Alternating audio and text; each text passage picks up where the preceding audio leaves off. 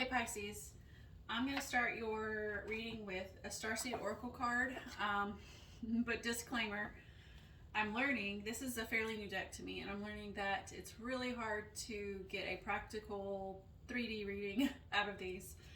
So if that's not your jam, then feel free to click off. But I'm going to start with one of these, and then that will be the basis of the rest of your reading.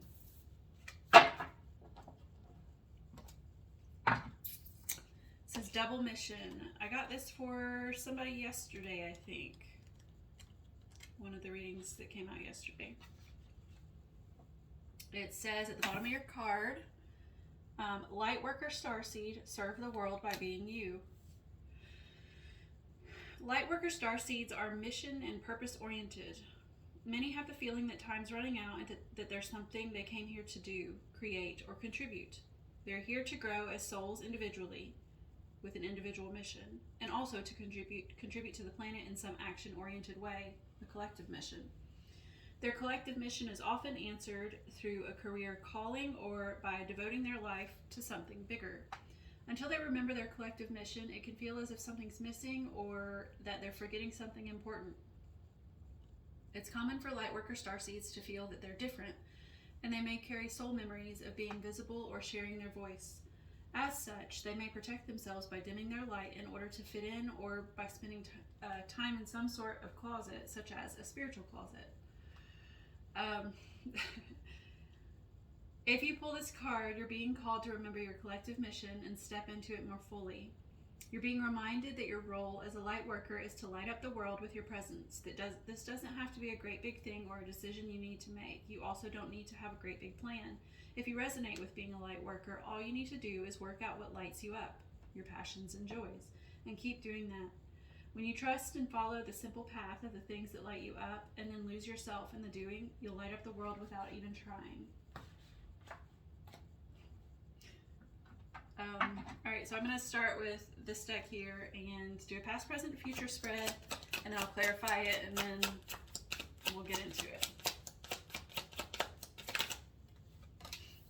Eight of Air is your past placement.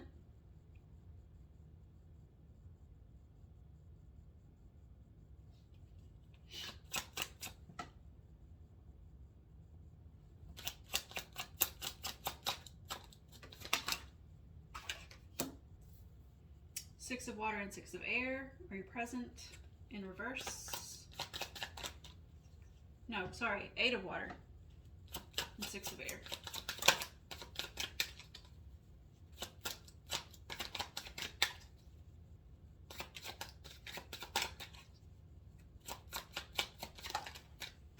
And the Queen of Water in reverse is your future energy. At the bottom of the deck,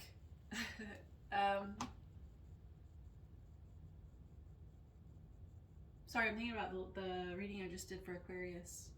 Anyways, at the bottom of the deck is the Hierophant in reverse. That's your overall energy. Let me clarify before I start blabbing. I don't know why I said six. Did I say six? I don't know. So your past energy is the Eight of Air with the Ten of Swords. Both are swords. Ten of Swords is clarifying it.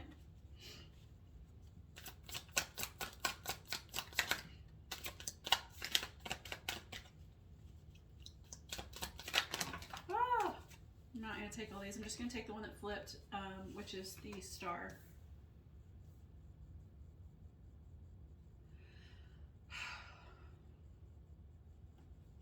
I feel like you've got a lot of like mental and emotional stuff that's blocking you from doing what it is you want to be doing. That thing that lights you up, you know?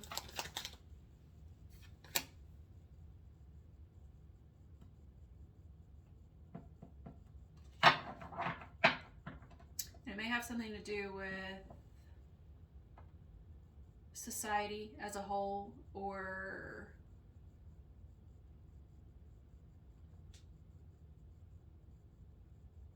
some sort of establishment, like a job, a school, a church. The Hierophant is clarified by the Two of Pentacles in reverse.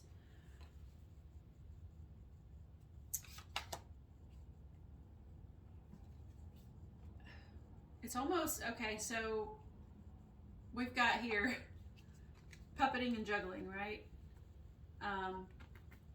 In both of these cards.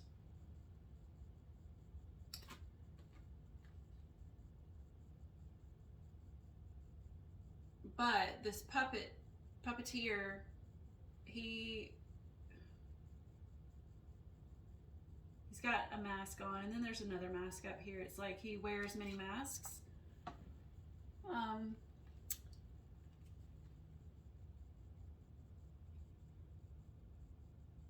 I wonder if this is different yous, different aspects of you, and it's like you're juggling all those aspects.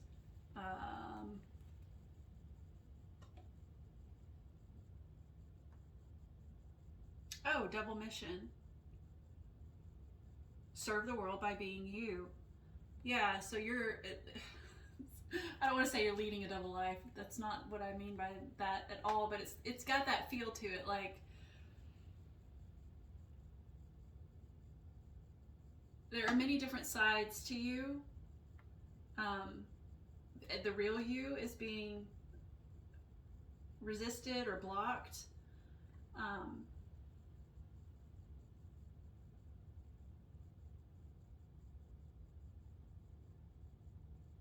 wonder if it's because you're juggling too many things.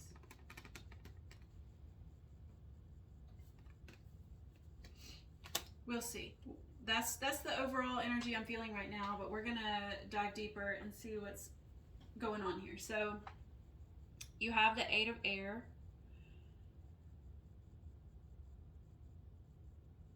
Which is the, it's two different meanings. Well, it's lots of different meanings, but the two that stand out to me are a feeling of being trapped.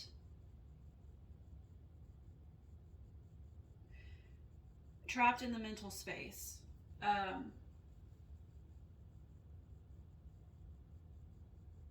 And that's the one that's I'm leaning heavily towards because it's clarified by the Ten of Swords.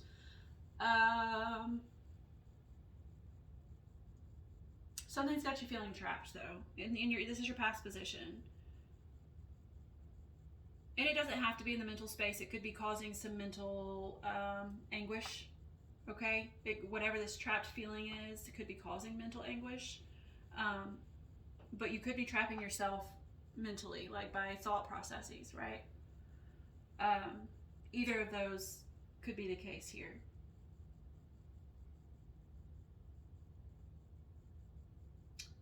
And I say that because you got two sword cards. Both are of the mental space, right? The thoughts, communication, etc. I'm leaning toward thoughts here because you've got this girl. Let me just tell you the other meaning. So it could also be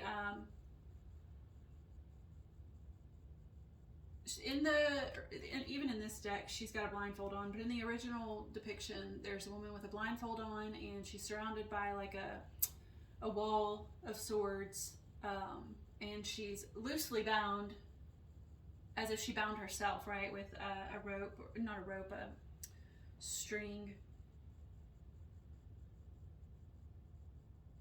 And so in her case, if it's not a feeling of being trapped, in that case, it could be a feeling or putting yourself in a stasis, putting yourself in a moment of hold in order to go within and dig into the depths of your psyche, right? And try to work things out. But because this is, which that could be, so it could be that. It could be that that's what you're doing here, and it's allowing you to release these negative thoughts.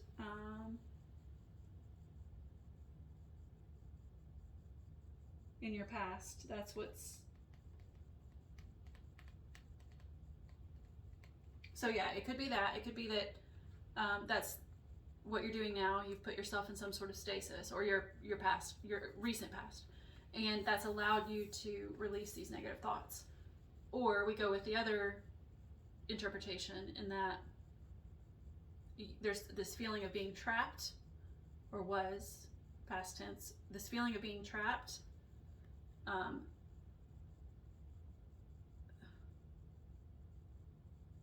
That gave you some sort of emotional, I want to say burden, because so the tens are usually like an ending to something, right? So if we go with that first interpretation, it's that. But if you look at the Ten of Wands, the wands are a burden, and it kind of feels that way too with this Ten of Swords. It's like a mental burden, though, rather than a physical one.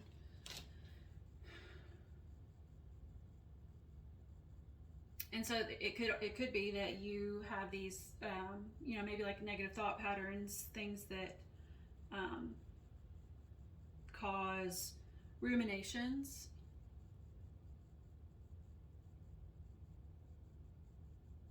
That have you feeling trapped.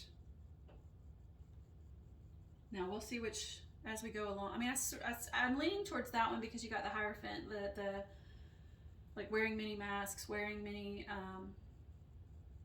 uniforms, being lots of different people, and juggling all these different aspects of you. And it's like, if that's, it's as if that's what's causing this mental anguish, right? In your past position. But in your current position, we have the eight of water, 8 of cups, and the 6 of swords, 6 of air. And they're both in the reverse. So this 8 of water is the card of releasing what no longer serves you, walking away from, the things that are not good for you. And she is walking towards like this, I think it's meant to be like a celestial body, but it looks, the way the clouds are surrounding it, it's like a portal of some sort, like she's about to walk into like a whole new world.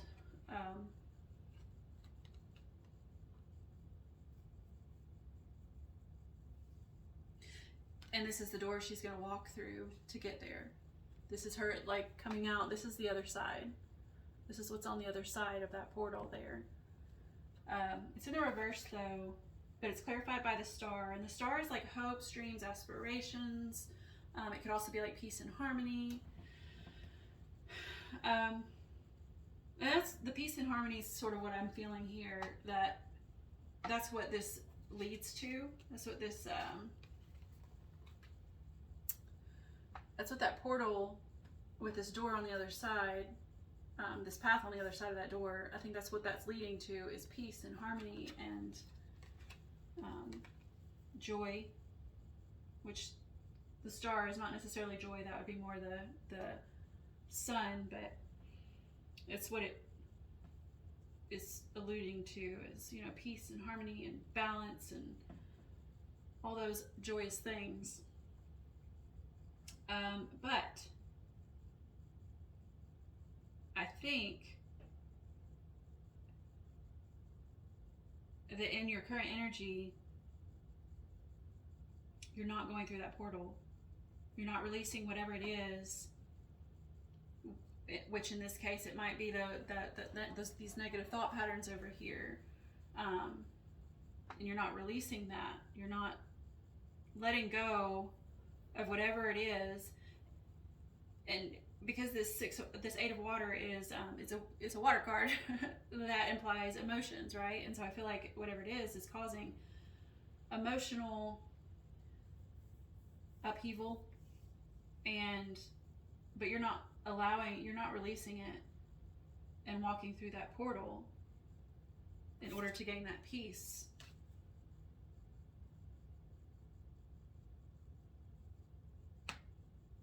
It's like you're still juggling over here. You're still wearing many masks and being lots of different people to lots of different people. Maybe to a specific group of people. Being that the Hierophant is, society, but it's also, like I said before, it could be establishments, it could be, church or a school, a job, anything of that sort.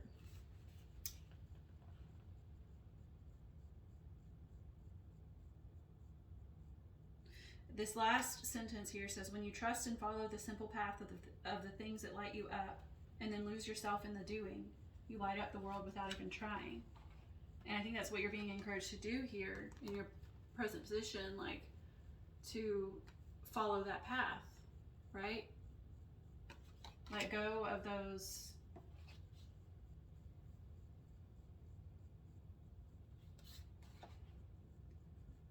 whatever it is in your mental space holding you back. It might be thoughts, it might be your ego, like who you that's actually a very possible interpretation, that so your ego is like, you know, how you show the world, who you show the world that you are, how other people see you. And that's like the many masks here. It's like you might have to let go of that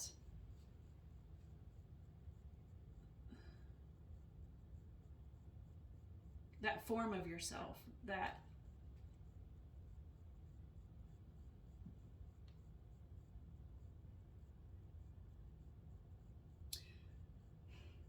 the mask that you hide behind, maybe.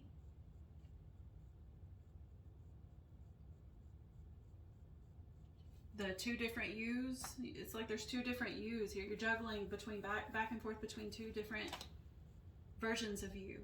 And you're gonna have to let go of that one that isn't really you. See, your double mission card says serve the world by being you, like being truly yourself. And I think maybe this is you in your past, your ego is dominating your reading. And when I say ego, I mean like who you show the world you are, right? And in your current energy, it's like you're not walking away from one of them. You're not allowing one of them to be let go, and then walk through that portal to find your true path to peace and hope and harmony. So then we come to your future placement, and there's that Queen of Water, and she's in the reverse.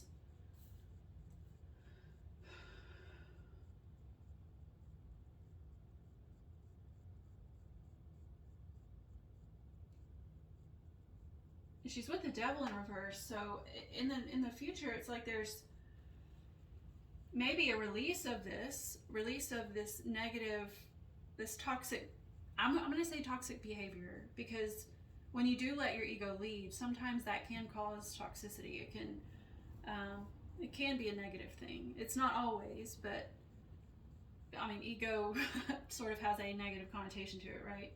So I'm going to say this devil is your ego. And like there's a releasing of it. It's in the reverse.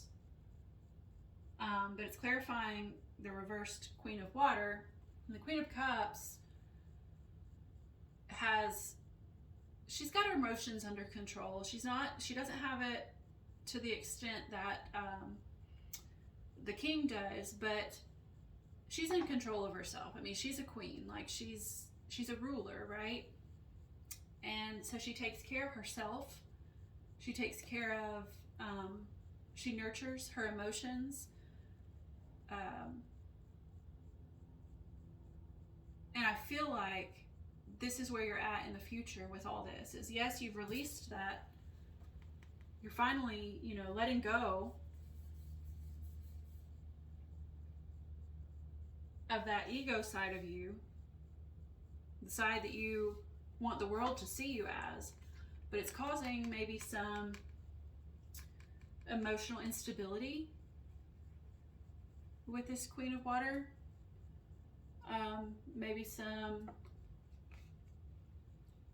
perhaps a little bit of emotional turmoil, maybe like an imbalance, discomfort, uncertainty of like, maybe if you made the right decision. But the devil, we don't want the devil, right? So releasing the devil is absolutely the right decision. And if the devil here is your ego, the many masks that you wear, the two yous that you're juggling, that's going to be the right path to get you to this double mission, this light worker starseed. Serve the world by being you. And then if you remember, it says you're here to grow as a soul individually and also to contribute in the planet in some action-oriented way. And so it's like without leaving your ego behind, you can't fulfill your purpose in life if you believe in that sort of thing, which I do. So, but your purpose to further the collective, right? So, I'm going to get a Star Codes Astro Oracle card because it pairs really nicely with the Starseed Oracle, and then that'll wrap up your reading. Oof. We got Aries Act in the reverse. Sort of. It's like sideways, but it's more in the reverse. And because it's in the reverse, I'm going to read the action and the challenge. The action says begin, move into new territory, cut to the chase, be a hero, feel the call to action, and thoughtfully respond. Clear the air and clear the decks. I mean, that is exactly what I feel like is your situation here. It's like clear the air of this one of these masks here, one of these masks that you're showing the world. Cut through it, be crisp and to the point. Shoot from the hip. Set healthy boundaries just by being vibrantly alive. Express affection enthusiastically, spontaneously, and passionately. Work in short, intense bursts rather than long periods of deep concentration. Aries activates our inner adolescent. Direct orders can set off knee-jerk rebellion. Instead of telling others what to do or how they feel, express your own experience and opinions and speak in I terms. Set a challenge and let others find their own answers. Make sure all sides feel heard. If a person feels torn between meeting their own needs and meeting another's, they'll take care of their own needs first. So don't set this up as an either-or situation. Aries energy boils over quickly. If a situation threatens to erupt in conflict, get out, take a break, and come back later. And it's in the challenge position. So it says accidents increase when you're in a hurry, rushing through a project, or impatiently distracted. This flammable temperament can spark inspiration or spark a conflagration. Proceed with caution.